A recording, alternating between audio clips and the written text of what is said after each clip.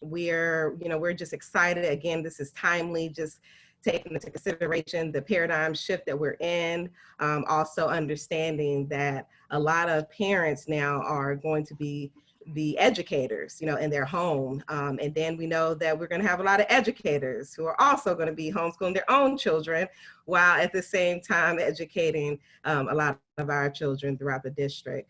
So what does that look like from an equitable standpoint? We're going to hear from, again, some amazing educators. My name is Kelly Easton, and I'm the Executive Director for Action for Equity. And so we are bringing this series in collaboration with Love Out Loud and the Black Philanthropy Initiative. And without further ado, I'm going to go ahead and introduce our moderator. Tonight, our moderator is DaKisha Payne Williams, and DaKisha has been in the educational field since 1999, primarily as a classroom teacher and instructor. She holds educational degrees from Winston-Salem State University, University of Phoenix, and High Point University, where she has her master's, where she received or achieved her master's in education. And she has conducted several professional development trainings and workshops throughout the Winston-Salem Forsyth County school system. She recently earned her principal license and is preparing to enter the administrative side of the profession. The North Carolinian transplant works to be a part of the spaces where her voice and the voices of those like hers is acknowledged, respected, and considered essential in an effort to shift the entire educational atmosphere. So without further ado, I'm going to turn it over to DaKisha.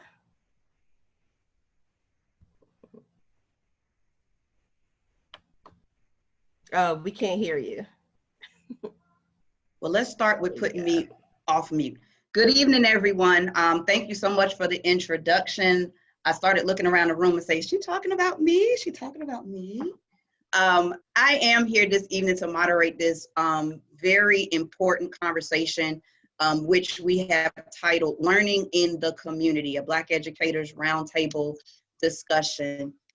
When asked to kind of sort of do this project, I was like, this is something that's going to be very interesting, as Kelly has already mentioned, very timely. And oftentimes when we see conversations about what's been going on in our community when it comes to education, oftentimes we do not see the voices of, first of all, teachers all the time. And then on top of that, we have the addendum of Black teachers. Or added in teachers of color, because oftentimes our voices and our opinions and our experiences are very different from the regular teaching scene, if you would.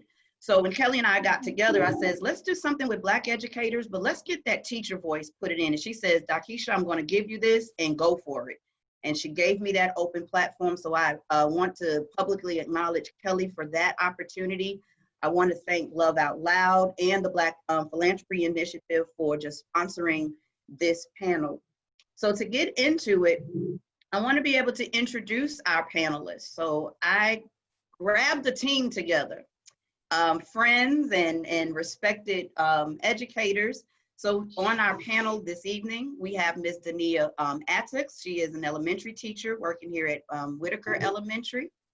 We also have Mrs. Brittany Barnes-Polk, who is recently assistant principal, at Wiley Middle School. We have Ms. Sabrina Dodd, who is an English language arts teacher at Main Street Academy. We have Dr. Aretha Garr, who is a business, finance, and information technology teacher at Parkland High School. We have Mr. Josue Baptiste, who is a math teacher at Clemens Middle. And we have Mr. Gary Robinson, who is our English teacher at North Forsyth High School. So as you can see, I put a panel together that encompassed elementary, middle, and high with an array of experiences. I believe Sabrina Dodd is our most experienced with 26 years in the school system, and Mr. Robinson with 4 years. So we are spanning our experiences for this event. What I wanted to do with this event, I wanted to focus on learning. And with us in this pandemic, I wanted to look at, well, what is e-learning? And understand that e-learning is something that those of us here in Winston-Salem, Forsyth County schools, but throughout all school systems globally, we have been doing e-learning before COVID.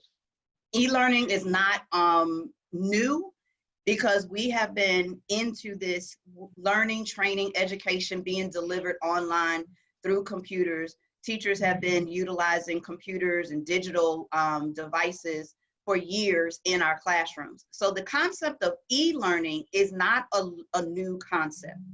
What is a new concept, or what is a new thought process, is the idea of remote learning versus virtual learning. So what we're looking at is a lot of lingo being thrown out, particularly because of the coronavirus. So what I wanted to do before we get into our rounds, I wanted to make sure that our audience and those that will be watching afterwards through, this will be uploaded on the website, that I wanted everyone to understand what is the fundamental difference between remote learning and virtual learning. And I am a teacher at heart. I tell people that all the time. I do not read screens. You can read the screen. But to go into it, understanding that remote learning does not include in-person interaction, whereas virtual does include, or the expectation for virtual is to have that in-person interaction between teacher and student. When we're talking about that remote, we're literally just talking about putting things on a platform. You go learn it. Let me know if you got a question, discussion boards, video calls. Whereas with virtual, it is a supplement. It's a mixture of how teachers are presenting their information. So when we're looking at what the lingo, the unfortunate in our school system and school systems across the nation is that they have intermingled these two terms.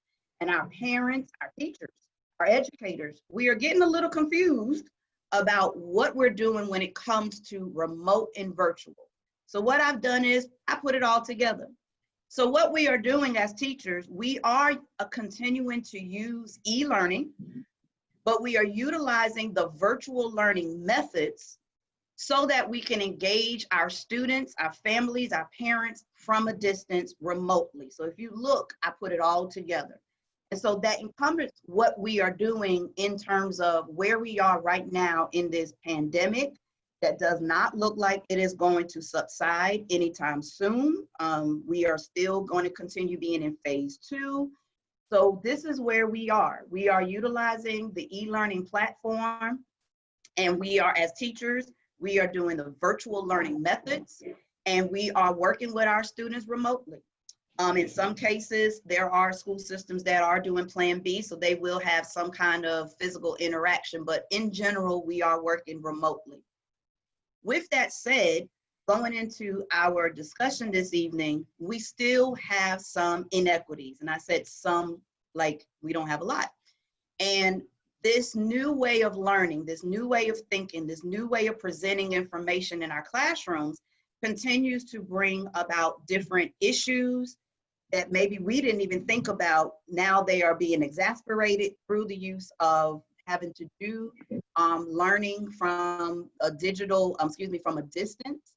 So now we're going to look at some of those obstacles that we are facing. And so what we're going to do is we're going to go into our rounds. So now we're going to allow our panelists to get ready to be involved and do some dialogue. We are going to do 15-minute rounds, so I do have a timekeeper that will keep us in line to make sure that we are cognizant of everybody's time. So in this first round, we are going to look at the concept of student learning, the concept of student learning. So our question is, does the concept of formal student learning differ among Black, African American, and Latinx communities compared to the white European American communities? If so, in what ways has the school community addressed these differences? And what norms in the approaches to learning are present to support the family expectations of learning? I know I said I'm a teacher at heart, but I'm going to allow my panelists to decide who wants to tackle and begin our dialogue. Panelists, we are waiting to hear your voices. Now, you know I'm a teacher, so I will pick you. Well, I'll go ahead and start. I'm Josue John Baptiste, and I just wanted to say, when you talked about the Black African American community and the Latin community compared to white European communities, when we discuss learning and the differences between the learning. First of all, the way we teach and the way books are written for white Americans, is written for Europeans. The concepts, the terms that you see that we give our students, everything is not written about us. It's not written about our history. It's not written about who we are in nature. It's written about Europeans. I mean, to be perfectly honest. And when people tend to write, they always write themselves as the hero. So as we teach our students these concepts, they can look at it as saying, you know, I don't see anybody that looks like me, that sounds like me, or even the Latin community. I don't see anybody that looks like me or sounds like me doing anything creative. So when we talk about the interest, is we have to be interested in the European culture and the European style and the European understanding. We have to, because that's the way all of our books are written. It doesn't matter where you go through. If you're from K to 13, you know, from college and beyond, there's no way for you to get the culture of who you are. There's no interest in who I am. It's always, well, let's see who's this hero. Let's look at Hamlet. Let's look at Julius Caesar. Let's look at pretty much the majority of the presidents in the United States. It's still the same narrative that they look at. And so when we go out and we teach the kids, we want them to be interested in something that they most likely may not be interested in. They might not see it the way a white student may see it. My wife's a history teacher, and one thing that she tells me is all the Caucasian kids, they understand history a lot better. Why? Because their parents was teaching it to them. If we teach our kids our history, that means nothing when it comes down to taking an intergrade test or assessment or anything else, because it has nothing to do with our history book. So it's not a part of their culture. It's not a part of who they are. So right. When we talk about I'm just going to cut you off just a little bit, because I want to make sure that we get some other responses. Understood. And the first thing I have written down, our material. So I'm writing notes. So we're looking at material. So let's get some other voices in on, does the concept of formal student learning differ among Black African Americans and Latinx communities compared to the white European American community? I think it has changed. I'm sorry, Gary. Oh no, you go ahead. You go ahead. It's all you. I think it's changed. I think that I'm a Gen Xer, and I think that when I was raised, education was very important. Our parents had just come through segregation, and now we were in integrated schools. And so they prepared us to go into these environments and maneuver and articulate through all of these spaces and understand where we belonged and what we needed to do. And there was a push to make education very important. And there was an expectation that you had to be better and you had to be smarter and you had to work harder and be very motivated. What I find now is that expectation somehow has been lost. And as a African-American teacher, I feel more responsibility to bring my children or Black children into this understanding, in this environment, to say, you have an expectation. I expect for you to do this, and I'm expecting for you to work hard and be motivated and to do better because you can. I don't always feel like Black children get that sense from home. So in looking at formal education in terms of how white Americans or white students see it, it's different. And I'm at Whitaker. And so, you know, I see the difference in how our children show up at school and how their children show up at school. And I also see how their parents support and push them in a sense that our parents either don't understand how to do that or they haven't had someone show them do that. And I want So to it's different. I want to interrupt Deneia, and I'm getting some feedback. If everybody could just go on a mute, just in case. But I want to emphasize something that Deneia said about, I teach at Whitaker. It is a predominantly white. Deneia, do you happen to know the percentage of African-American, Black African-American, Latinx compared to, are we even at 25% at that school? Or if Brittany can probably back me up with the numbers a little better because she was an intern principal there, but I think we're right at about 20%. Okay. I would say about 20% African-American compared to probably about 80% white.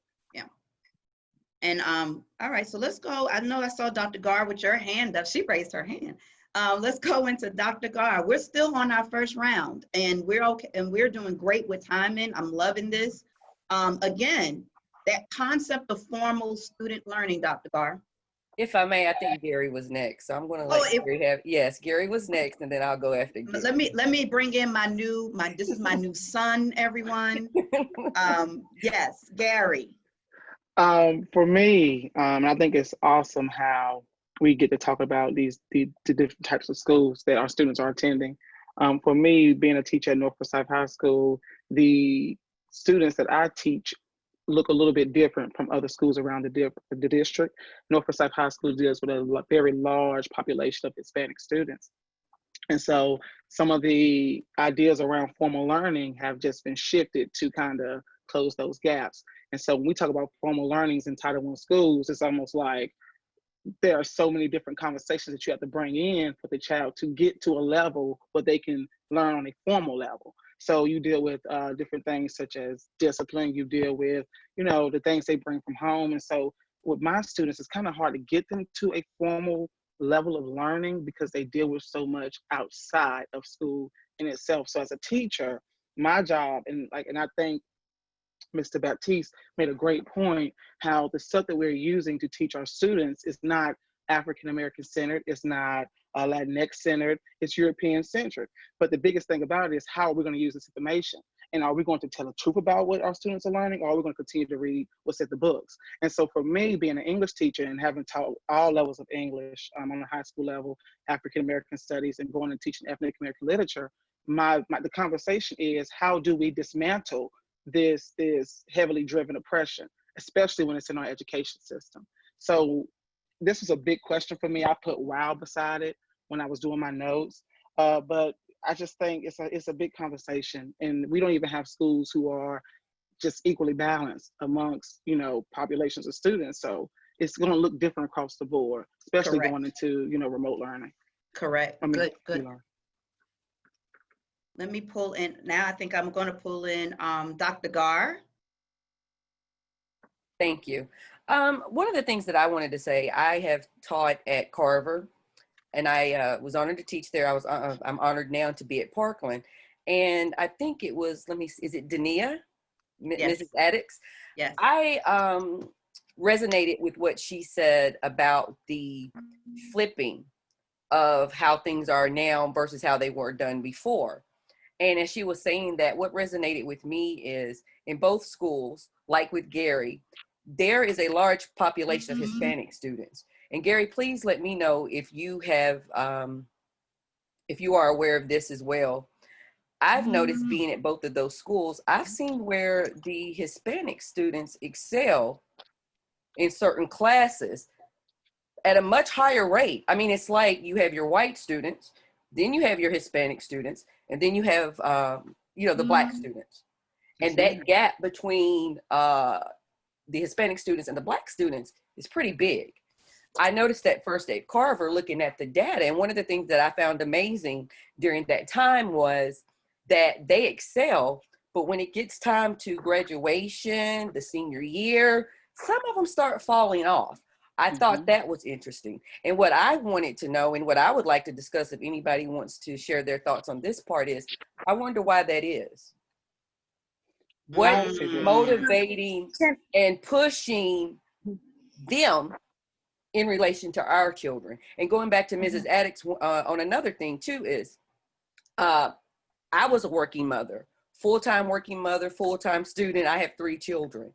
So in defense of some of the parents, and I'm not saying that you know that you were saying anything against the parents, but I just wanted to put it out there and say a lot of parents are working and they're giving their all through working Yes. and trying to be there for the children. And then we do have some who are not, for whatever Yes. reason is going on in their life. But I think the biggest problem for us now in our community, going back to Mrs. Attucks, is education is still important, but it's not that level of motivation like she said. It's different. It's different. Some of our children are coming to school giving their all when all they have is us in the classroom. Right. You got some students coming, they do have their parents.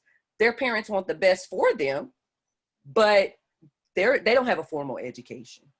Right. So I think one of the things I would like to discuss, or if someone else wants to, like I said, back that up, is that gap between Hispanic students and African-American students. I see it at Parkland too. They are excelling compared to our children. I also want to, give credit to the parents where it's due. They are doing their best. And with what's coming up, in 2 weeks, we're all in this together. Thank you. Yes, the gap is definitely there. My most recent position was at Philo Hill Middle, and our population looks very much like North Forsyth. My feeder high schools are Parkland and Glenn High School.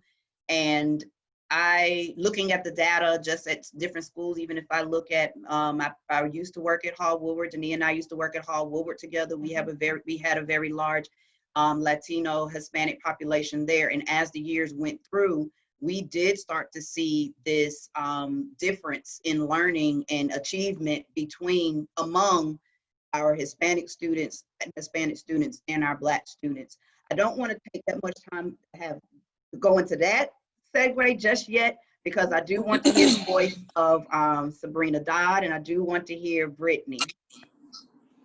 Okay, so I believe that a lot of teachers' expectations for our Black students are low.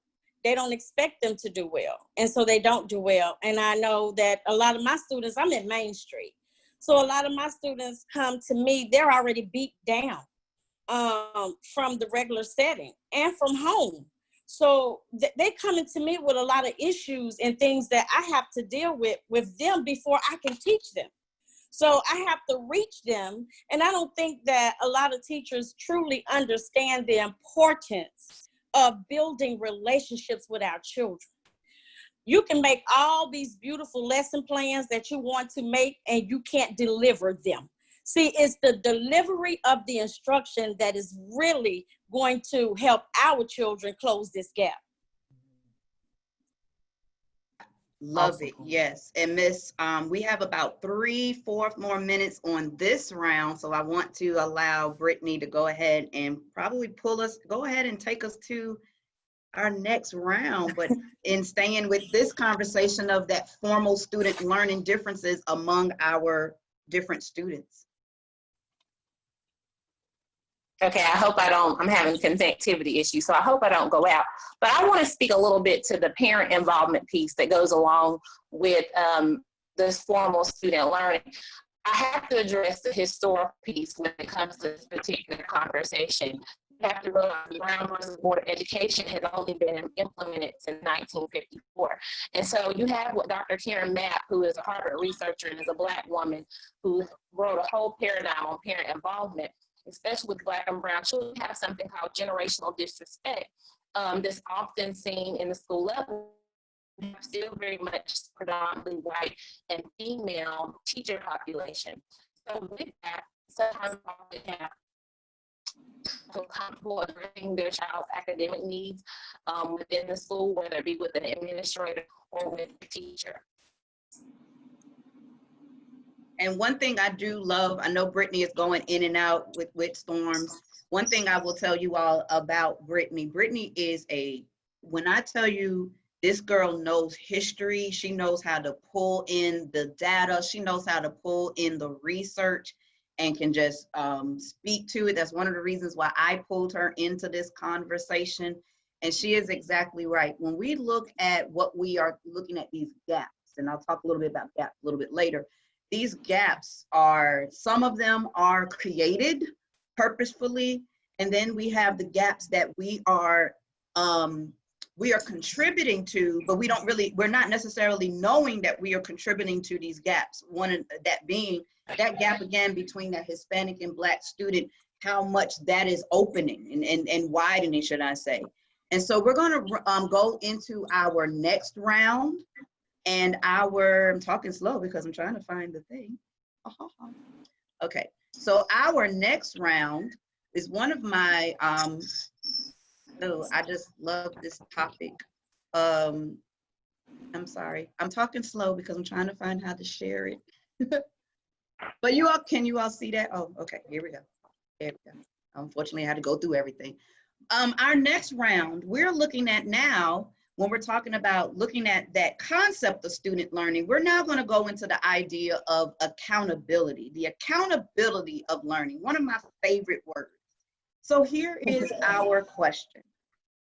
In what ways can the school community increase parental accountability when it comes to learning without, that's the key word here, without alienating or further alienating families from the student learning process? Our part B to that is, how does the school community support families without, again, key word, without enabling families to become solely dependent on the school community in terms of learning? So again, for this round, we are looking at how does the school community increase parental accountability? And I'm going to start where we ended, and I'm going to start with Brittany because she brought in that piece in the last round. So Brittany, if you're still with us, I'm going to start with you. Can you hear me? Can you hear me?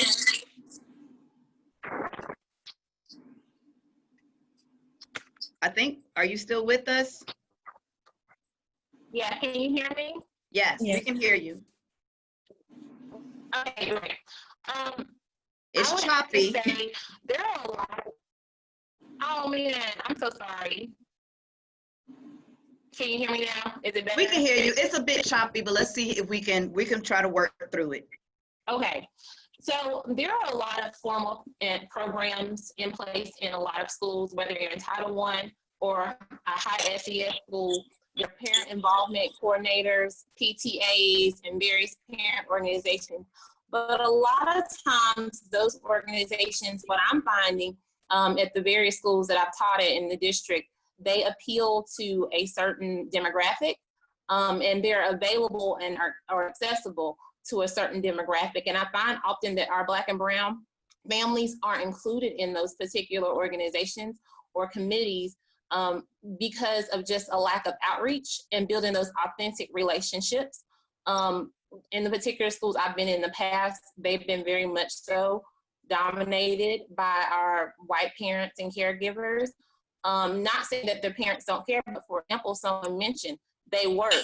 They're not available at 2 or 3 o'clock in the afternoon when they have maybe multiple jobs. You have to remember the demographics of Winston-Salem. You still have very much so predominantly single parent homes in Black and brown communities. So therefore, there's always that need to survive than to be involved at times.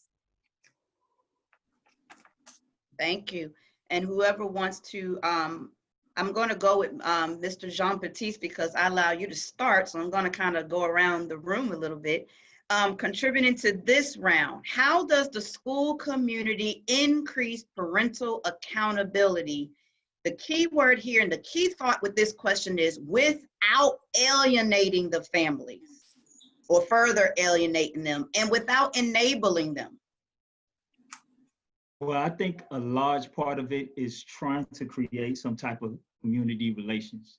I think there's more information that needs to go out in relation to what's going on in the school and what's affecting our community at the same time. Being part of a single parent home, my mom had 9 kids, no father. My mom had to work from day to night. So when it came down to supporting us as a family, that was her main priority. It was basically, I have to support by paying the bills. As far as the students, you know, me, myself, I was already on track from school to prison pipeline. 3rd grade, I couldn't read. You know, I was very off, though my mom had to work very hard. So I believe in this circumstance, it varies because every family is not the same. Every family has a different outlook that, you know, as education, like they say, it takes a village to raise a child. And that's pretty much what it is in this circumstance.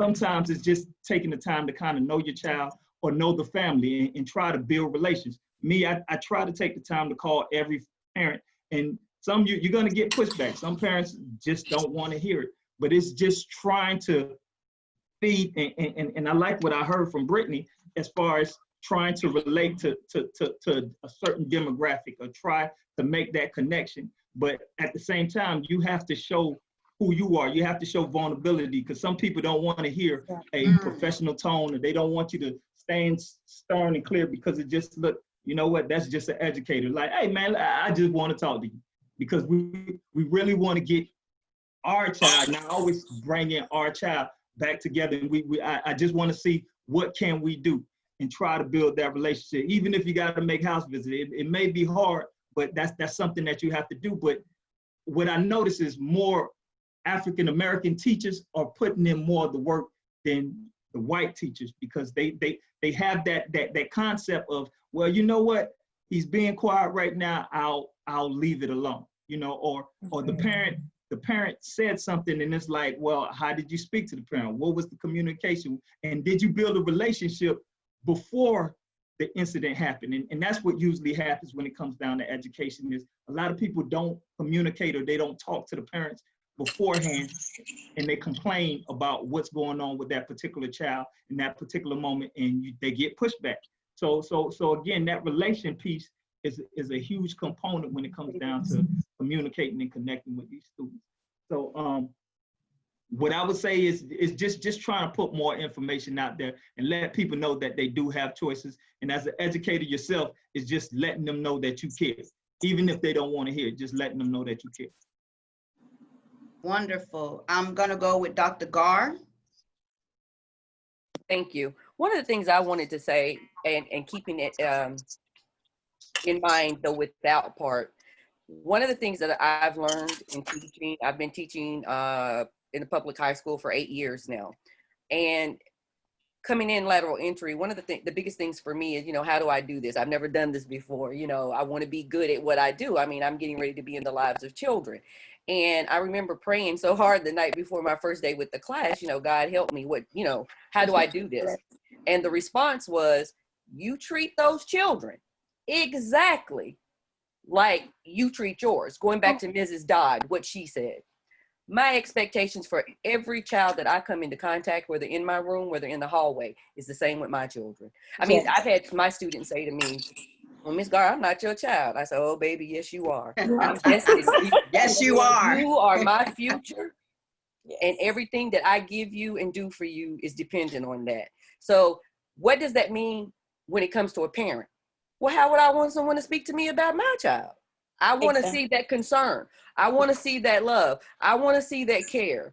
Like Mr. Baptiste said, come to me respectfully. Come to me and understand that you and I have a vested interest. While my child is with you, I'm trusting their lives in your hands. And I think that's how we approach this.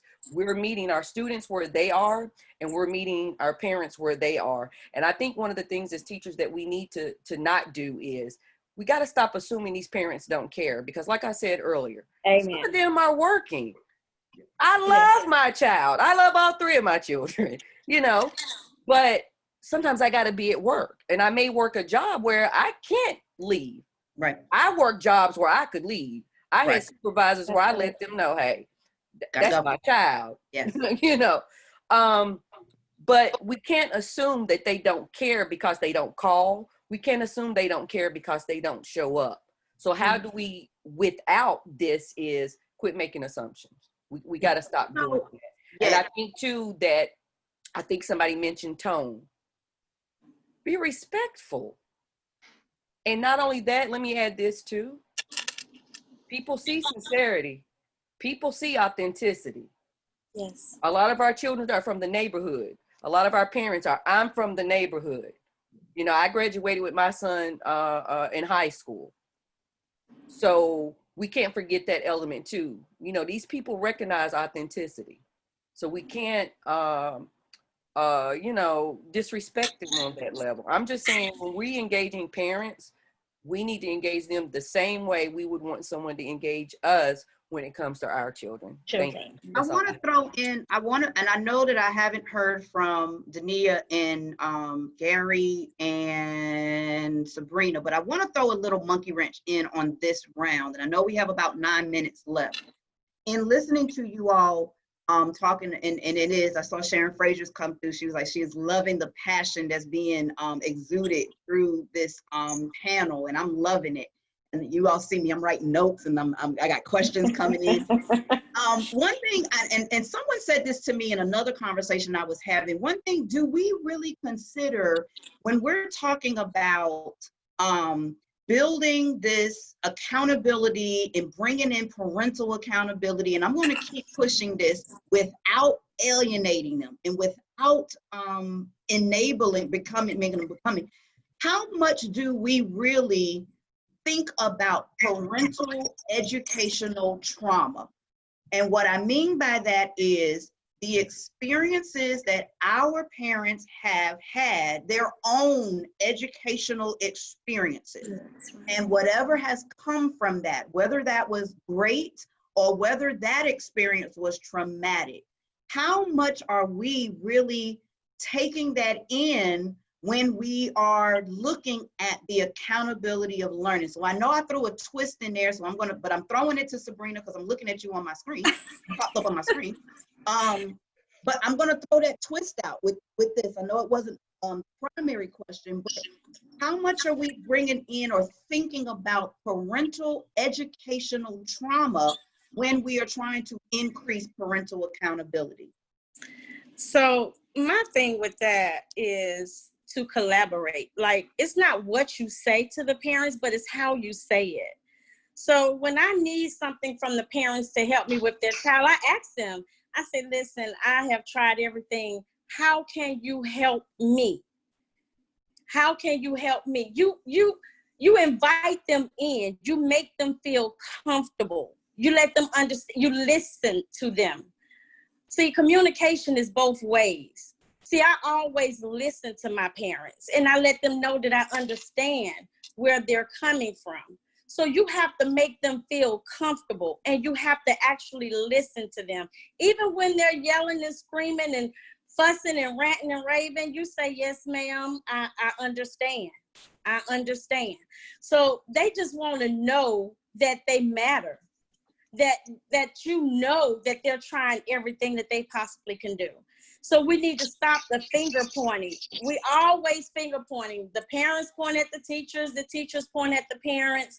So I guess, or the schools. So we need to stop the finger pointing and actually collaborate with one another. Wonderful. I'm going to throw it to Gary. For me, I have a tough time talking about school community. When we look at Winston-Salem, Forsyth County schools, I went to school in Franklin County schools. And when that was a community school, I went to community schools. I didn't have a school community.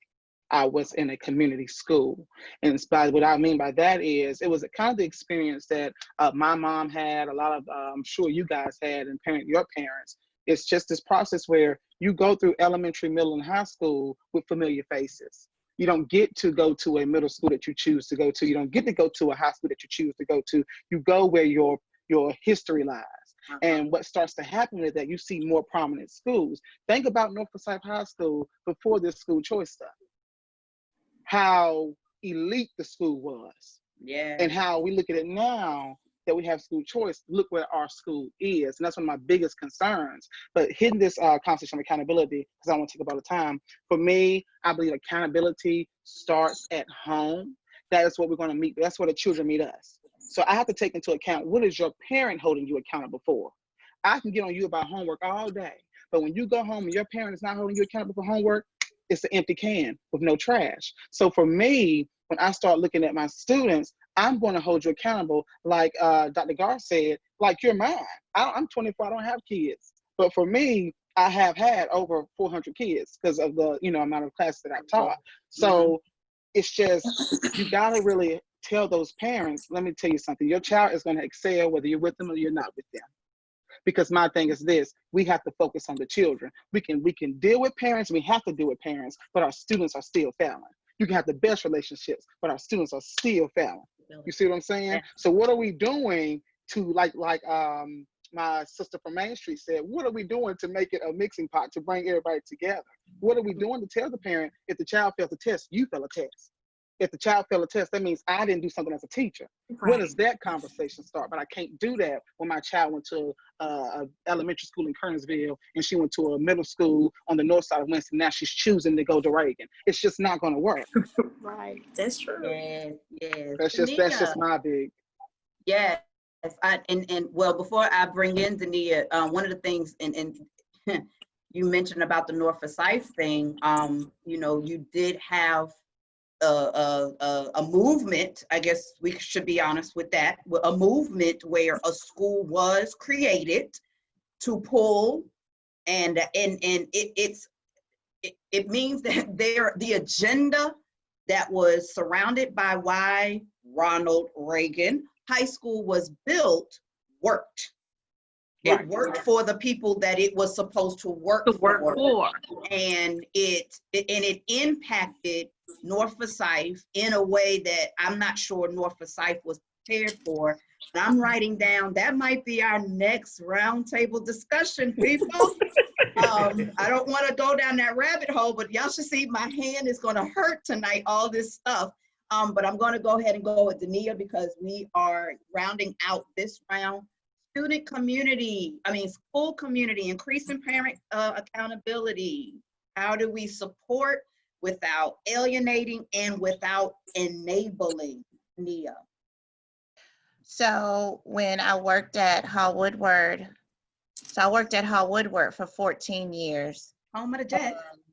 Hall Woodward was populated with mostly Hispanic children, and their parents were sort of bilingual, not really. And so a lot of the children had to translate for parents, and school, I think, was to them, it was not a welcoming place at first because their families would come in, they understood it was important, and they knew their kids had to come every day, but the communication between the school and the community wasn't great.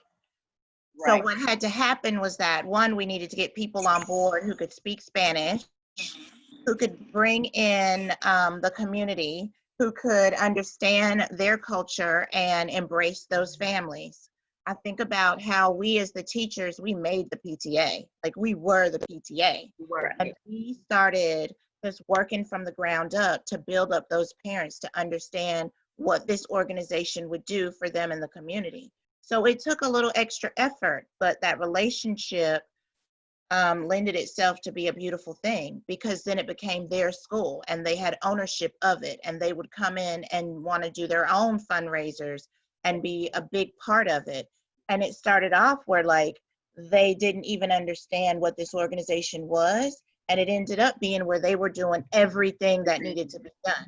Everything. And we as the teachers, we had to facilitate that. But once it got off the ground and started moving, it was a beautiful thing. When I moved to Kimmel Farm, that was a different socioeconomic group and more, different, a lot of different diversity. And so, to me, that was like a school utopia because there was a little bit of everybody coming from everywhere and everybody worked together. And now at Whitaker, it's more of like what Ms. Polk was saying. There's a really strong, wealthy, at-home group who kind of facilitates all of the things. I think that we at my school need to make a better effort and pulling in all of the families to work on board. But, you know, I think it starts with these kind of conversations. Yeah. Really. That's all I want to say. No, that's not all. I mean, if we had 9 hours, I don't think that we would still like end it. I mean, it's so Right. this is so rich conversation. What I want to do with ending this round, I wrote it, I didn't write this one down, but I want to, and I should write this author what I'm getting ready to say, because she can get ready to give her some kudos. If you all have time, you all, everyone, and I'm talking about those that are watching live and my panel, it is almost a must that you should listen to the podcast Nice White Parents. I can't remember the name of, thank you, Kelly. Kelly put it in the chat. I think she was thinking like I was. When I tell you all, I listened, so far there are 2. When I listened to this, I did it on a walk because it's a podcast. I literally had to stop walking at one point and just almost weep and just, I am in the introduction, Kelly mentioned, I call myself a North Carolina implant because I am originally from New York. I'm originally from the Bronx. I was born and raised in New York City. I was not educated in the New York City public school system because as Deneia said, Generation X, with our parents, if you could send in New York your child to get a private education, that's what we did.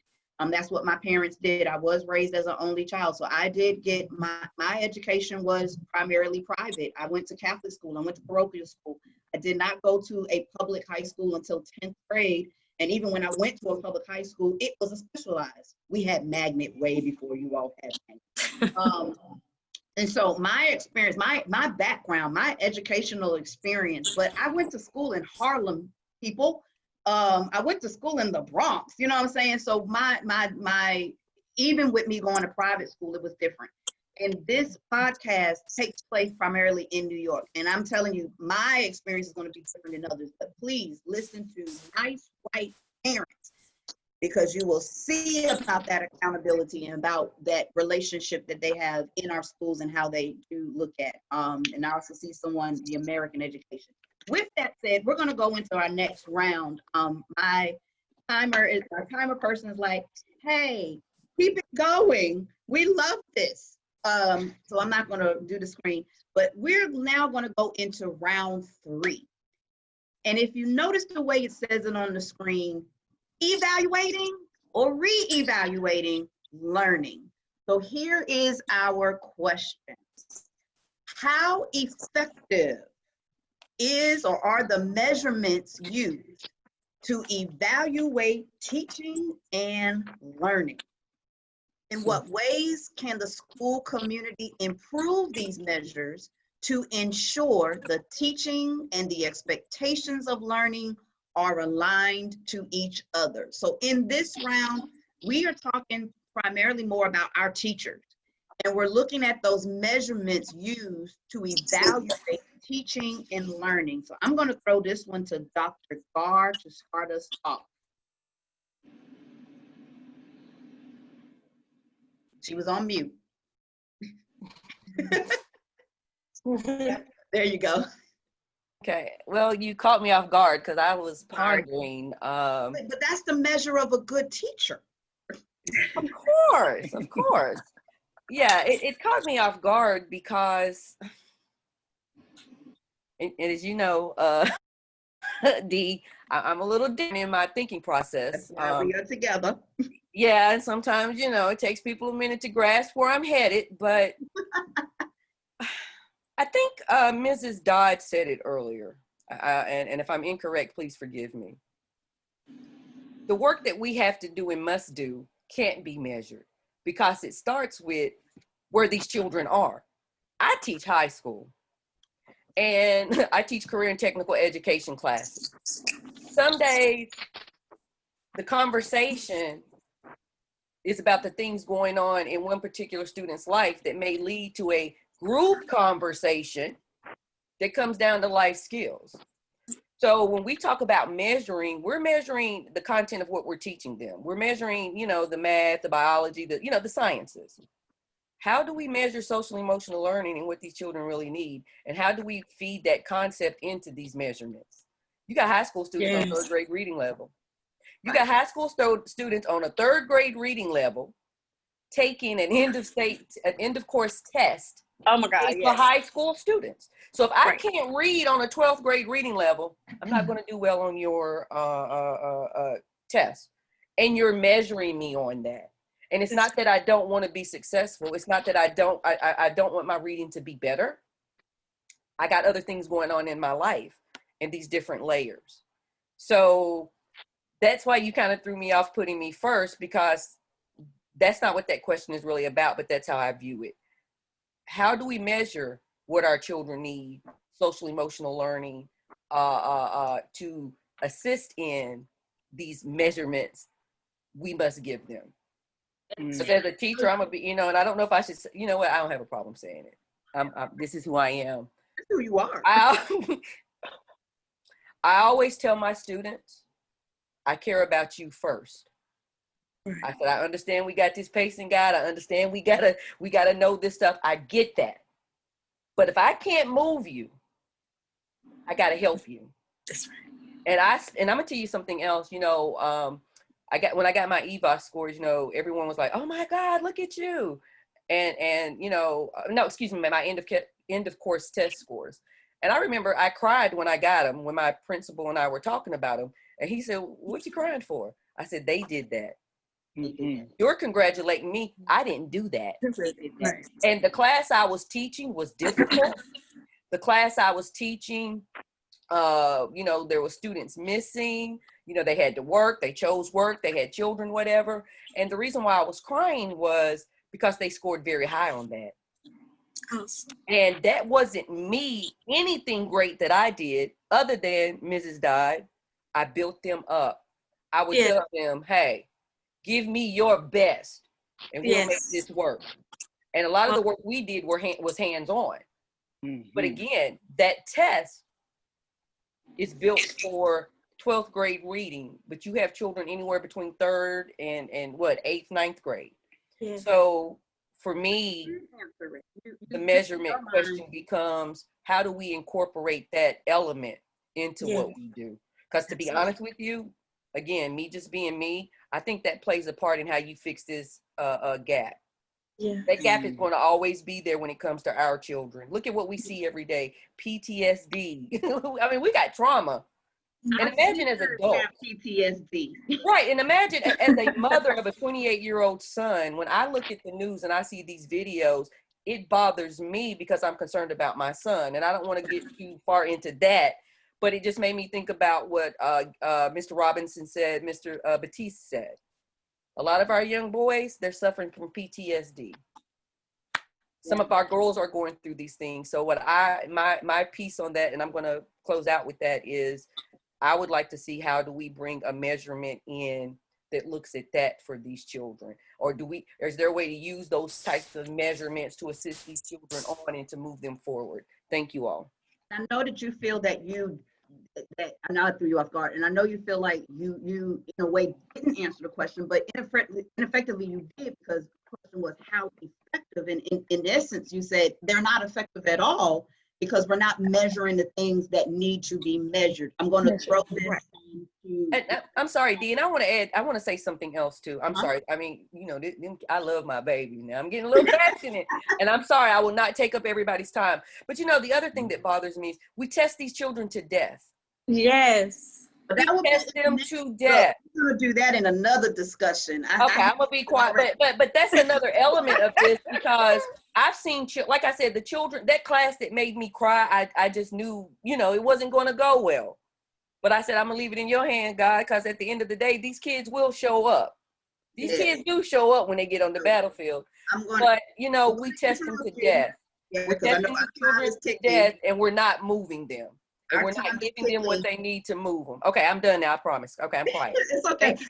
I'm gonna throw this to Mr. John Baptiste, talking about how effective or pulling in, I guess, coming on to what Dr. Garr said. And I just want to give everybody kind of a time check. We're at 8:26, and this is our last round. We do have a closing round, but I do want to allot some time, at least about a good 10 to 12 minutes. We do have some questions coming through, and I do want to allot some time to be able to kind of have what we may call like a lightning round, if you would, to address the questions. In that lightning round, I won't have everyone necessarily respond, but we'll kind of look at some of these questions. There are some really good questions coming through. So I want to go to Mr. John Baptiste and anyone else that wants to kind of chime in on this one. We have about 7 minutes left with this question. How effective is the measurements used to evaluate teaching and learning? All right, I'm gonna try to be real quick with this. This is a hard one. This is a good one. Well, not really. For me, the method is garbage. I'm just going. It's trash. Oh, it's they need to throw it. Yes. They need to throw it in. Love it. I've talked to my principals or principals I've had in the past and told them I'll do the dog and pony show because that's what you asked. But at the end of the day, that's not how I'm going to teach. At Clemens, when I first came, because I originally started teaching in Atlanta, then I came here when I moved to Winston-Salem.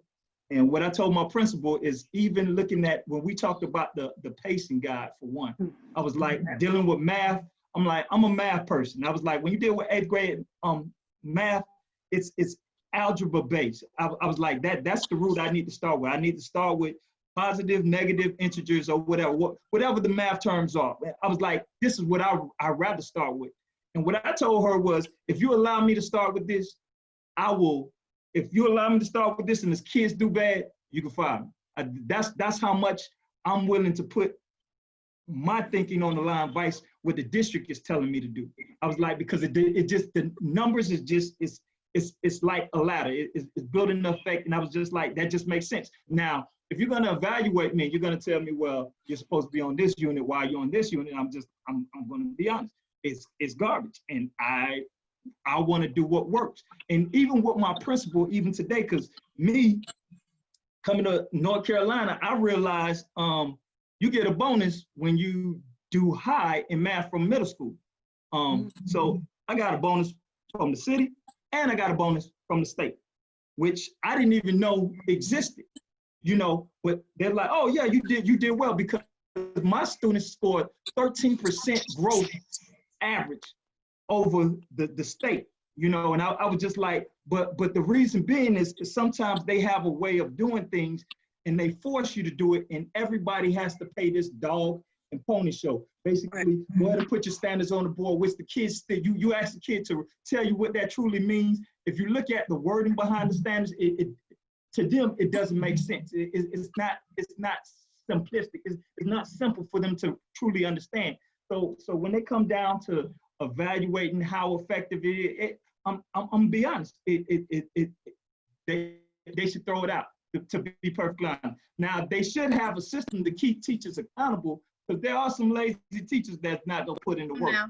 But the way that they're measuring, it's a dog. Like, people who've been there enough years know what to do. I know what to do when you walk in my classroom, this is what I'm gonna talk about. This. But what I tell my principals, sometimes we might not even talk about a lesson. Why? Because the best way to be effective for most teachers, if you're a veteran teacher, if your classroom management's not on par, the kids aren't gonna learn. If the kids don't have a love for you and a respect for you, if they don't have that connection and that respect, they're not gonna learn. And so if you're not gonna put that much effort in getting that connection and that respect, it doesn't make sense. But the evaluation, just to stick back to your point, the evaluation, it doesn't help close the gaps. It doesn't connect. It's just something that somebody said, well, this is what we see to measure learning, to look for teacher of the year, which is a popular contest anyway. But it's not about student. It's not serving the student. It's not student specific. It's not looking at, my kids are down here. Every time they say, let's evaluate, you're telling me all my kids are on grade level? Are you kidding me? Not the kids you send me, and I'm sure most of you don't see the same thing. So when they say that, it's like, well, why are you doing this and not doing this? Like, because I have to meet them where they are. We taught that a long time ago, but they don't believe in that system. They don't believe in meeting the kids where they are. If they're down here, I have to work with that. I have to push with that. I have to connect with that. And so, for me, the evaluation doesn't fit. I'm done. Can I chime in? I know that this particular question, and I promise you it's okay that we go over a little bit, but this particular question it pulls at the tugs of us teachers, because and I will go on a limb and say this is not just a Black educator limb, this is a teacher limb. Right. Because we are in the trenches. I tell people that often. A lot of the conversations that are taking place within our communities under the umbrella of education, I said this in the beginning, that we are not pulled into the conversations. That's why this evening I'm getting all these text messages and stuff about, oh my gosh, this is great. This is what we want to hear, because they know that this is what we're talking about. But we are never pulled into the conversations, because I believe partially because the people that make plans, they know this. And to change it would be so much, because then we start doing what with the gap? And we can't do that. I'm already telling you now that another, if we do something of this nature, it will be under the auspice of gaps, learning gaps, opportunity gaps, achievement gaps. Dear Kelly, that's the next thing.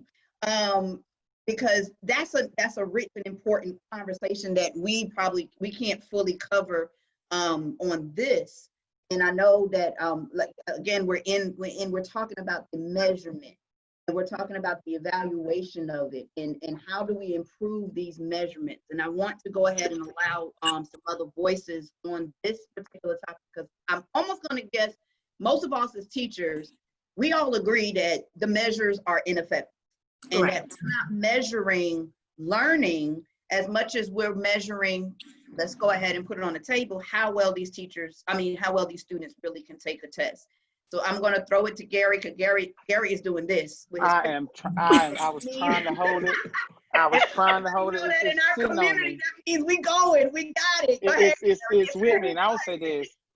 I share a similarity with Dr. Garr. I came into education 21 years old, North Forsyth High School lateral entry. I didn't get the pedagogy. I didn't do all the, the student intern. I didn't do any of that. And so in stepping into teaching, the evaluation process for me, I'll be quite honest with you, it is ill-effective. It does not support the teacher. I don't think we don't trust the evaluation process because it has hurt us more than it has helped us.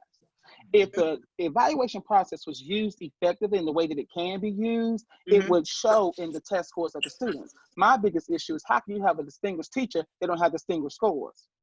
That's what throws me. That's what I can't understand. How can this person be so great at what they're doing, but all of their children are failing, and if they pass, they pass by a state curve? That's a big thing for me. And so when just teaching, I could care less for the evaluation, because my thing is this: when the paper is printed that has Mr. Robinson's name on top of it and all my students passing these tests, it does something for me. A big point for me, and I'll end on this, I think that no matter where our students should go, no matter what test we give them, they should be able to pass that test. And I'll say that flat out, because my thing is, what knowledge are we giving our kids?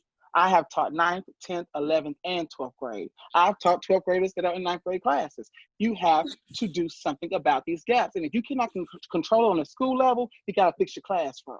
It starts inside the classroom. What am I showing my principal what achievement looks like? What am I showing my principal what building relationships with students looks like, and how that's connecting to a child growing? It's about their growth. And last point, Dr. Garr, I have seen more growth with my Latinx students than I have my black children. And it hurts me because, and I'm not going to say hurt me, I go to a point where, look at where our black children are coming from. For a black child, going from 5% to 15% is growth, just because you was at 2% last school year. But the child still failed. You see what I'm saying? But for the Latinx student, and I hate to say this, we provided more resources for our Latinx students than we have our black students. That's going to be in the next one. We've been. Yeah. Go ahead. I'm done. I know. I won't even go there. I'm going to go. I saw Brittany's hand, and then I see Deneia. Sabrina has been amening in the corner. Yeah, yes, I agree with everything so far. Brittany, I know I saw your hand. Are you still with Yes. us? Yes, I'm still here. I could have shouted, Mr. Robinson, at your comment on being a distinguished teacher with non-proficient students. Yes. I would just have to say from the administrative standpoint and the evaluative, particularly towards teachers, walking into a classroom, the main thing that I'm looking for is student engagement. And student engagement directly correlates with student relationship, as all you have spoken to. Can you make those authentic connections with students? And as I stated before, when you still have a very much so predominantly white teacher population, there's got to be some culturally responsive teaching going on. As far as, are you invested and does your instruction reflect the culture of your students? And we talked about that a little bit earlier. And a lot of times our kids just feel so disconnected from their teachers because it's just not being reflected in the curriculum. Yes, yes. Deneia? I wanted to just speak to that point about our Latinx students achieving at a higher level than our African American students. And I saw in the chat where someone was saying, why is that? And I was just, when I talked about Hall Woodward and it being predominantly Hispanic, and I worked there for 14 years, I saw that gap between African American students and Hispanic students. And what I ultimately walked away with was that, one, they did get a lot more, and I think resources, but also from their own community. They got a lot more support from their own community. But I want to be really honest and say they also had parents who would support them more than our parents do. I don't want to point fingers, but what I'm saying is this. My parents worked, but the expectation was that even though my mama wasn't home when I got home and my daddy wasn't home when I got home, that homework better be done when they got home. That was their expectation.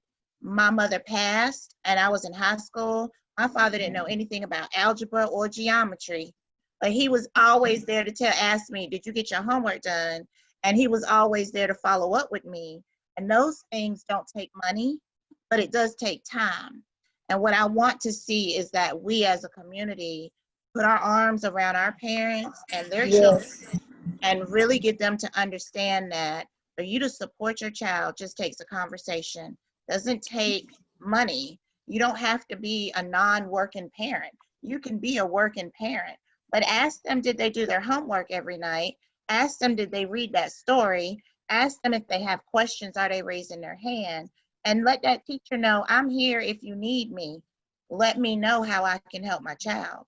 That doesn't take money, but it does take support. And I do think that's one of the biggest reasons why our children sometimes seem to fall behind. And they also have a lot of support within their community. And I don't know that our churches, and I just don't know that we know how to get into the school and really support. We talk about it, but do we really see it? You know, that was all I wanted to say. Awesome. And I know, Sabrina, I know you said that you agreed with anyone. Do you want to make any lasting comments before I move on to our last round or our lightning round? I wanted to touch base with Brittany, right? What Brittany said about, this is my thing. My grandmother had 12 kids, and it was 26 grandkids. And I was the first one to go to college out of the 12 kids and the 26 grandkids. My mom knew nothing about education. My mom got married at 16. So sometimes you have to understand they don't know, and they're afraid to say anything or ask for help because that makes them feel uneducated. But some of these parents can't help their kids. They don't know how to help their kids. So, I mean, you know, it's a lot of different avenues and aspects that we really truly have to understand about the home life of our children. That's all I wanted to say. Yeah, I totally agree with that. Wow. This round, guys, oh my gosh, this was that re-evaluate. You all hit so many different points. I mean, you can feel the passion about evaluating, re-evaluating, learning. When we're talking about going, if you look at how I put those rounds together, the concept of student learning, the accountability of it, and then reevaluating what it is. What you all have encompassed this evening is really saying we have to reevaluate how we are approaching the idea of learning for all of our students. What are we actually wanting them to achieve? And a lot of times I've been in the system for almost 20 years, and I've primarily been here in Winston-Salem, Forsyth County. And I have seen the changes have been enormous in terms of what we're doing in terms of resources and things of that nature. But the approach that we are taking, we know that as Black educators, we're taking a completely different approach. We are not saying though that we, well, in a sense, sometimes it seems as though Black teachers, Black educators are seemingly working harder than our white teachers. And I would challenge that thinking a little bit, because I don't know if we're necessarily working harder as much as we're working differently. And so I don't want to put out the message that we believe, not this panel just, but that I don't know, I can't find the word right now, but to think that there is, we're doing it this way, you're doing it that way, our way is better, your way. It's not that we are working harder as much as our approach to what we see as necessity when it comes to learning. We see something different. We don't see it from an angle of, or we do see it from an angle of learning. Mr. Baptiste started us off with, look, the materials that you all are telling us to use don't even have us in there. So we have to compensate for that.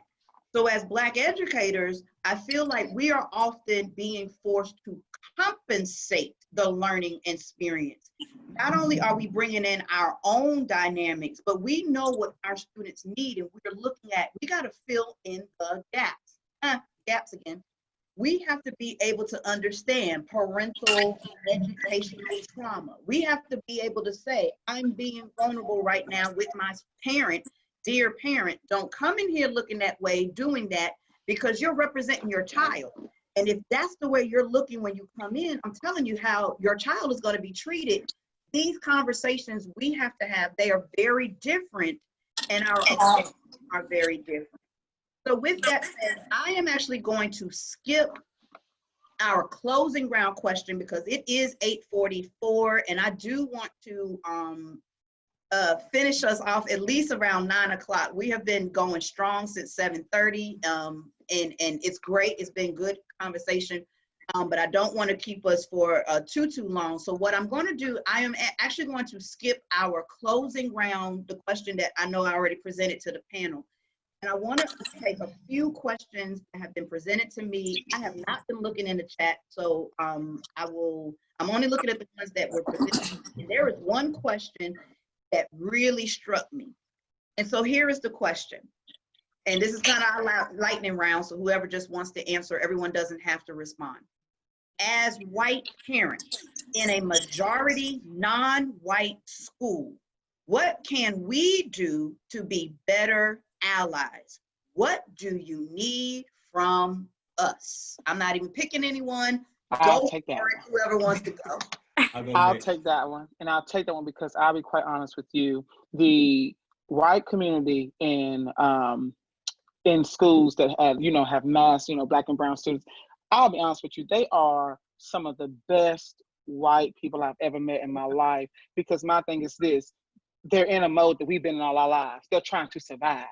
You understand what I'm saying? When you see students who aren't your, everyday Black and brown student in a school like North Forsyth or Carver, or, even just attending some of our quote unquote, our worst schools who deal with a lot of discipline, they are trying to survive. And so they're also trying to understand the culture of Black and brown people. And the only thing I will say is how they can better support is to be consistent with the message, even if it doesn't include your race. So if it's something dealing with Title I Spanish parent speaking night, they should be out there just as much as our Latino parents are. If it's something surrounding our black children, they should be on the front line just like we are. Because my thing is, you're representing the school, not yourself as an individual. So I would just say put yourself on the front line just like we do.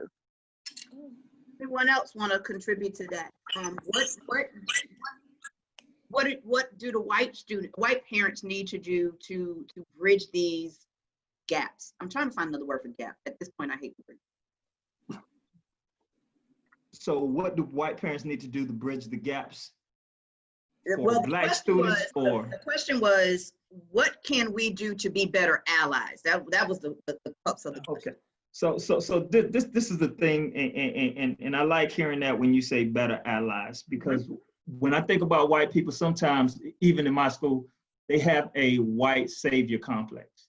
Yeah. And that doesn't fall too well with a lot of people. It's basically because they don't know who you are, because they don't understand who your culture. Oh, let me go ahead and help you up and colonize you, and let me show you what's the right way to do things, and this is the true way to be a Christian, and you know, just those type of concepts. So when we talk about them allies, I don't mind supporting, I don't mind them helping, but sometimes they don't need to be the face of what they're doing. They don't have to do like, oh, these unfortunate low income community kids, let me go ahead and provide the support, and let me go ahead and help the support. Sometimes they need to kind of change their attitude. The best way they can be an ally is learning about the community that they're trying to help. Taking the time to do the research to really understand why parents talk to their kids that way. You know, because sometimes I can speak to a child like, well, why do you sound so aggressive? Because his mama sound like that. Let me tell you that one more time. You know, that's the way his mama sound, and that's how they're going to respond. It's not me being mean. It's not me being aggressive. It's just that's what they know. Any other way, they're going to run all over you. So it's taking the time to really know, okay, I'm in this environment, I'm in this community, and I'm trying to help these children. And it's not always about saving. It's not always about enabling our children. It's not always about, you know, let me give you this and give you this. No, I'd rather you teach me how to fish than give me fish at the same time. So it's them educating themselves. I think that would be the best benefit they can do for any community. If they educate themselves to say, okay, I truly understand what you're going through. I truly understand some of the problems you may or may not be having, and we can address it that way together. But if you come in to be a savior, that's where we have this disconnect. That's where we have this enable aspect of some students just they're expecting something. And it's not, no, you can't expect nothing. Basically, we all have to work for it. Now, I understand you may be going through some situations and there's some things that you need, but we're gonna work through it. We're gonna figure this out, because guess what? You're not so disenfranchised that you can't learn. Because what I usually tell my students is, you know what? Recite your favorite verse from a rap song. And as soon as they recite it, I'm like, then you can learn. And that's the mindset that they should have. And so when we talk about white communities supporting and helping, it's great. I love you supporting you. You know, you can provide supplies, you can help out, you can be known, you can be seen, but we don't need a savior. And that's the connection I think is that a lot of the Black and brown community is having, and that becomes problematic at the end of the day. That's just my opinion. Anyone else want to chime in? I think anyone else want to chime in on the how do you say something? I'm sorry, I had my hand up. I was trying not to just start talking. Go ahead. This is Mrs. Garr. Okay, so once again, I have a different spin on all of this. You know, from my experiences, again, at Carver and Parkland, I have predominantly Hispanic, then Black, then white students. And one of the things I do when we have our conversations is the first thing I come out and say is, we're all in this together. We're working class, poor. Okay, we're working class and or poor. We're all in this together. And the reason why I do that is because when I'm in my classroom, these are all my babies. And what I see at schools where they're predominantly Black and brown, you have white students who are the minority. And, you know, I listened to Mr. Robinson, I listened to Mr. Baptiste, but when the parents want to be our allies, I want them to first see what we all have in common, because these children aren't at Carver, North, and Parkland. Like I think Mr. Robinson said it, they're here for a reason. Okay, so first of all, we're all in this together. Then I think another point that was made by Mr. Robinson or Mr. Baptiste was, and when you come in here as a part of the team. You're not an outlier. We're all in this together. Because apparently your child is here for a reason. Okay? And your child is probably here for the same reason these Black and Latino children. Right. And I think sometimes too, as educators, we have to be careful with just Black and brown. Yeah. I went to a Tropical Smoothie one day to get a smoothie, and the young man at the window, you know how you recognize somebody, but when you teach, there's a bunch of kids that know you and your name, but you can't remember theirs. But I knew his face, and he said, "Do you remember me?" I said, "I do, but I'm trying to remember from the high school, from Forsyth Tech, from what?" He said, "I'll never forget you as long as I live, Miss Garr." And I said, and I looked, and that's when it hit me who he was. His grandfather owned, what was that restaurant? The Brothers restaurant up there on Bell Brothers. What was it? Bell Brothers. Bell Brothers. Yeah. His grandfather owned that, and I taught him at Forsyth Tech. And I was teaching something one day. I was teaching developmental English, and he didn't understand. And the rest of the class was kind of getting agitated because I was focused on him.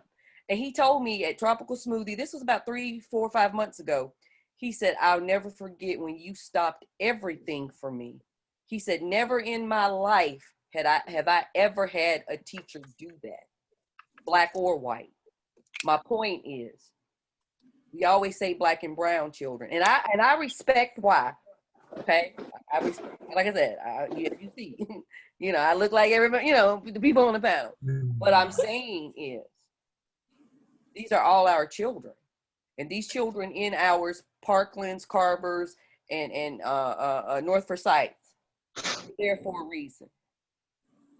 There may be privilege for some where others don't have it, but they're there for the same reason our kids are. And all I'm saying is, when the parents say, "How do we become a part of this?" I ask you to first remember what we share. Your child is here for a reason with the rest of us. What do we share, and how do we accomplish things for all of our children?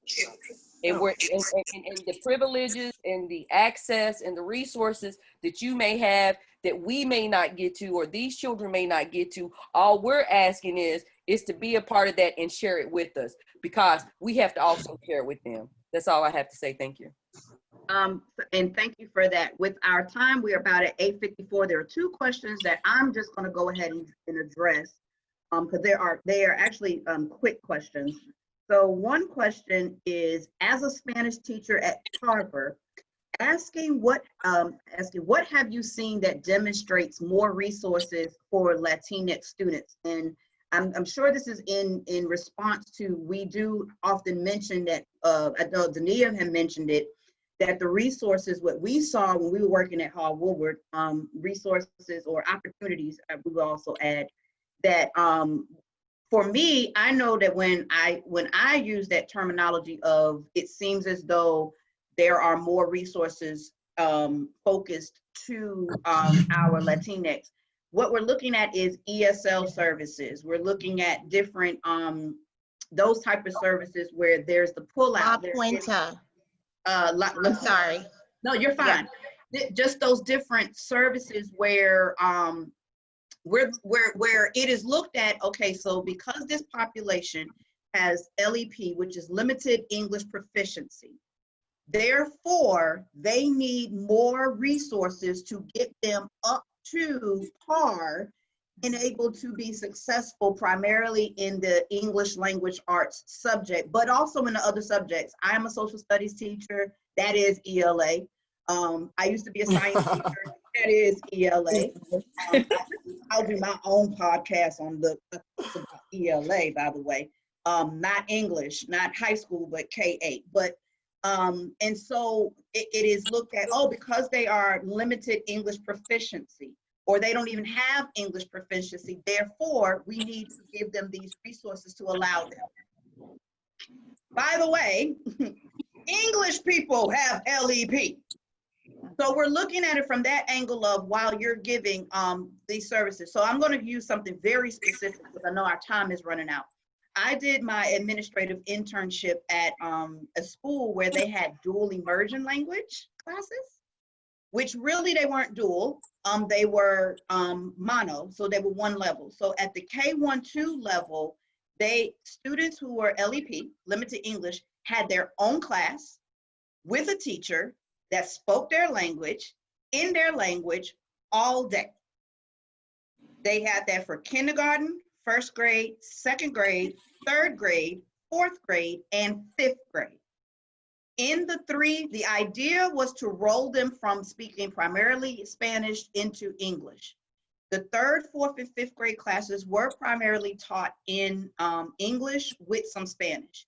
The K1, all Spanish. So that is a resource that students that look like me don't have. I don't speak proper English, but if I was to say, I want a class with only Black students so I can address only my Black students, then we have a race problem. But yet we have schools that have classrooms that are only Spanish speaking with a Spanish teacher who understands the culture, who understands the family, who brings in the resources, who has the camaraderie with their family, and we don't get that resource. So that's to address that question. I know Deneia, you mentioned La Quinta. Is it La Quinta? That's the hotel, not La Quinta. I think it was called, it was a mobile unit, and it was on campus, and they could go in and get all kinds of connections with community resources. Yes. I believe everything was in Old Town Spanish. has a concept of somewhat of the same concept. Right. At one point, I don't know if they still have that because with change in administration. But it was mobile. It was on campus. You could get health services, and you could get any kind of connections you needed. And the last question, the other question that this is from a high school parent, I think. We started, she was talking about, he, how I defined remote learning versus virtual, and it says, because I have a high school student, virtual learning wasn't an option. So will the remote option offer live interaction? If so, how often? I answered that. I think. So let me answer it, and then I'll have my high school people back me up. For the person that asked, I hope you're still on. If you recall, I also did, while I gave the definitions of remote learning and virtual learning, I also said that those terms are being intermingled, and really we are doing a combination of both. So your high school student is going to get a virtual learning atmosphere. The remote part is simply that they're wherever they are in learning. The directive from the district is we are all going to be interactive with our students. And for those that are not aware, we are moving from Power School into Canvas, our learning management system. And so we will be interactive. The way we are interactive right now, this is synchronous. Your students are going to have moments like this where they're going to be required to log in at certain times to have a synchronous communication or synchronous experience with their teachers for a set amount of time. And then the students will be, the environment will turn into more of a remote learning, asynchronous type of learning environment where they will be on their own, and they will be given assignments and different tasks they have to complete in order for the teacher to be able to measure whether or not the student has mastered whatever that lesson is. If either one of my high school teachers want to tap into that, because it is now 9 o'clock. Okay, and Gary, you can correct me if I'm, I know you're at North Forsyth, but I know at Parkland, I think we're doing 75 minutes. Or something like that. There will be 4 blocks. I think it's 75 minutes because it's usually 90 minutes. So it's 75 minutes per block. I think the first 45 are synchronous with us doing what we're doing right now, and the next 30 minutes will be asynchronous, where they're either working individually, working in individual groups, me facilitating, but they will be in class just like this for 75 minutes. Attendance will be taken. The only difference between what we're doing and what we did prior to March 3rd, I think it was March 3rd, is everything's online. They're trying to bring back the structure and the rigor. So parents, please be ready, because that's why I keep saying we're all in this together. They will be working. The expectations will be there. And it will not be the same. Quickly, it will not be the same as it was when we left in March 13th. That is what I need these high school parents to understand. Now, I don't know how to affect the middle and elementary school, but with high schoolers, we're requiring more of you come August. I mean, come, the first day of school. And I don't think they understand that. They need to. I mean, like I said before, the rigor and the structure is going to be there. I think everybody on the panel who teaches, regardless where you teach, everybody will probably agree with me. It's coming. Yes. Every adult needs to be on deck. We all need to be on deck. I'm going to interrupt because I'm done. I'm sorry. It's okay. I feel it. We have to end. Let me just make this last remark.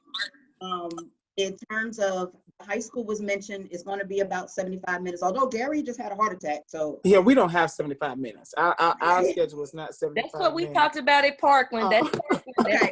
So it's specific to school. Let me just be clear about the somewhat of the scheduling. In whatever the time frame is in terms of the slots or your classes, dear parents, dear students. Your student will be required to do a set amount of synchronous, that means live, like what we're doing right now. They will have to come to class virtually. They will have to be there. They will have to have the camera on. They will have to be present. Every day. Can I jump in? Very quickly, because we have got to end. I was just going to say, just to give an overview of what's going to happen, middle and high school will be on a bell schedule. So it will be like, then go to first period, then go to second period. And every school, I can say from being in the principal meeting, that every school, like Dr. Garr was speaking to, every high school and middle school will have a different amount of time. I believe elementary school, Deneia could correct, they're coming up with a different schedule. But it is very important for them to realize that they will have to log in and they will be going through like a regular day of school. That is so important because I don't know if that's been clearly communicated. I don't think it has been. You all, I am most appreciative to you all for engaging this evening, for taking your time to just have this awesome conversation about learning in the community. This was awesome. I can't tell you that my phone has been blowing up. I'm looking at the chat. I think I'll cry later because I'm happy. And I am going to, yes, they are our children. These is our community, regardless of where we live. Dr. Garr made a very good point of, yes, we do, our conversation was centered around Black and Brown students, but we cannot avoid the students that are just in a pocket where they too are lacking in sessions and things of that nature. I thank you. Don't believe I will be coming again for you for something else. With that said, I'm going to turn this back over to Kelly Easton. Yes, this was such a wonderful discussion. Thank you. And yeah, my messages are blowing up also. And I mean, it was just a pleasure to hear, everyone share. I mean, you guys are so passionate, and I just knew that, been able to provide this platform that Ms. Williams was going to run with it, and she did, and she invited just wonderful guests. So thank you guys, and we will do this again. And yes, we need to discuss gaps. What are they? Why are they important? How do we address it? Yeah, I want to hear what you guys have to say. I believe that you are our leaders. There are too many conversations that are being had about equity and about what's needed in order to make sure that our children are receiving a whole education. But I don't see enough opportunities to hear from our Black educators who understand the community, who understand the experiences, who are able to relate. So. And as Dr. Garr had mentioned, it's not all about this is not all about just doing it for Black children or for doing it for brown children. All of our children are our future. We believe with Action for Equity that when we focus on those who may be the most vulnerable due to structural racism, not in anything that is inherent, but by the systems that have been designed to produce the outcomes that make it challenging for some of our parents to do the things that we all know that, you know, that are needed to educate their children. You know, it's not irony, you know, those were very intentional policies. So Action for Equity, that's why we're here. We're looking to be able to address that. And we believe that it's going to be, we'll be able to produce a community that is beneficial for everyone, regardless of their race and class. So just with that being stated, I'm looking forward to the next conversation. Again, this was amazing. We started at 7:30, it's 9 o'clock, and the majority of the people just now begin to sign off because I'm on. They probably would have stayed if you guys are still here.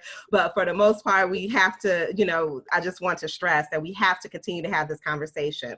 But what I really want to quickly do is offer Karen Kuthro an opportunity. She's going to be doing our next event, which is taking place next week. I know she has been staying on, just loving everything that you guys are saying and is ready to connect with many of you. But Karen, if you can just share what we're providing for our parents, because this so much of this had to do with family engagement. And yes, that is our priority. We believe that it begins there. So Karen, what do we have going on? Tell us about the series and next week. Hello, everyone. I've been in the back just listening. This has been amazing. A little bit about me. I'm from Winston-Salem, moved away for 30 years, but I'm a graduate of Parkland High School and Mebane, Easton, all of these schools. So I'm a Winston-Salem girl. I am so excited to be coming next week. We're going to talk about nourishment. How are we nourishing our souls, parents and teachers? How are we nourishing them? And the foundation of that is social emotional learning. And so when I was hearing the piece about social emotional learning, and especially we're all in this together, it's coming. This is a we project. I can't imagine being in the classroom and having to bring this together in COVID. I just don't know how I would do it. But it's a we, and when we develop the we attitude about it, then that's how we're going to find success. And the we attitude has to start with us first. And it has to start on our own emotional journey. So next week, we're going to start you looking at your own emotional journey, how your emotional journey may be impacting the classroom. Parents, you are the first educators, how your emotional journey yourself may be impacting the classroom at home, because you have classrooms at home now. You are the educators at home. And so I'm just excited about this. And so what I found in the research is saying, in my on personal philosophy on what's happening now, if you are not planning to lead with social emotional learning, you're planning to fail. You've got to lead with social emotional learning. Our children are traumatized. Hecky fire, we're traumatized right now. So if you're bringing your trauma into the classroom, you're not managing your trauma, how in the world do you think you can help manage the children's trauma? So we got a lot of things we're going to talk about the next 4 weeks. I'm not crazy. I'm bringing in some of my friends too to talk about this. I'm the expert in the I get by with a little help from my friends. So they're coming on board. One's coming from DC, another one's coming from Georgia. We're just going to have an amazing time. So I look forward to you joining us next week. Come with an open mind and come with knowing how you're feeling. Start expressing how you are feeling, not the superficial stuff, good, bad, you know, we want the real stuff so that we can unpack that, start unpacking that, so that when you hit those classrooms, you have a different mindset. Or when your children are sitting at home and you don't know that 1 + 1 is 2, you have a different mindset. There's some conversations you can have with them other than schoolwork, is how you're feeling, and help them with that. So that's all I got to say, Kelly. That's about it.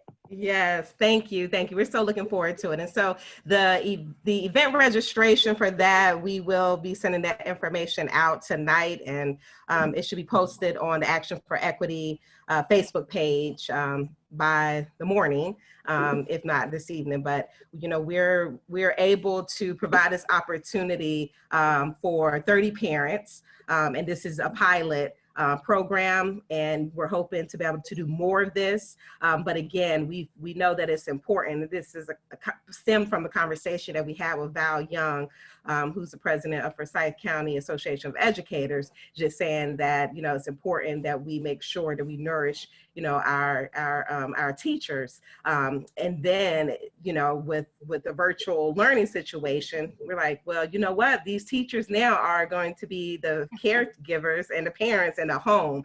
So how do we address that? So we just wanted, this is a small token that we're able to do. We're looking forward to being able to do more. There is registration that's required. However, it will kick off next week during Plan C Now What?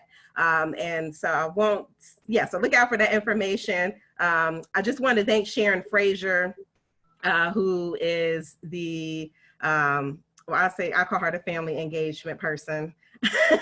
But Sharon Frazier, you know, this is just a wonderful partner, and you know, just her heart for our students, for their families. I mean, it's just a match. So thank you, Sharon, for being here. And I did see Lida, so I'm glad that we had a board member who actually joined behind this Zoom.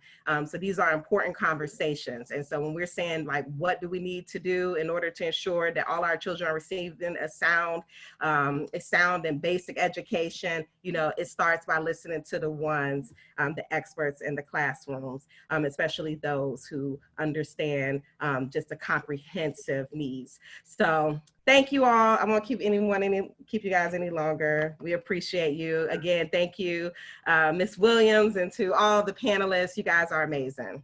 Thank you. Thank you. Thank you. And love out loud. Thank you, Liz. Liz. Yes, Liz, holding it down. Thank you, everybody. Thank you. Thank you. Have a good evening, everyone. Amen, Sharon. Love you guys. Love you. Kelly. Bye, Karen. Hey, Sharon, how are you? A wonderful girlfriend. Good to see you. So excited for next week. Oh, it's getting planned now. I'm so excited. I'm glad I got to hear a lot of stuff. Yeah. You know, I can talk forever, but I got to talk on targeted stuff. Yeah. That's good. That's good. And I love, we're in this together. I love that. I absolutely love that. Yes. So I think that's going to start. We're in this together. I'll be calling you.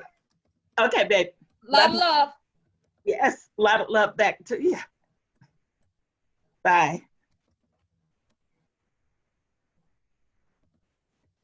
Hey, Kelly, if you have, I don't know if Karen has sent you the description of what she just said, or if you can have her email it to me, I'll put it up on Facebook.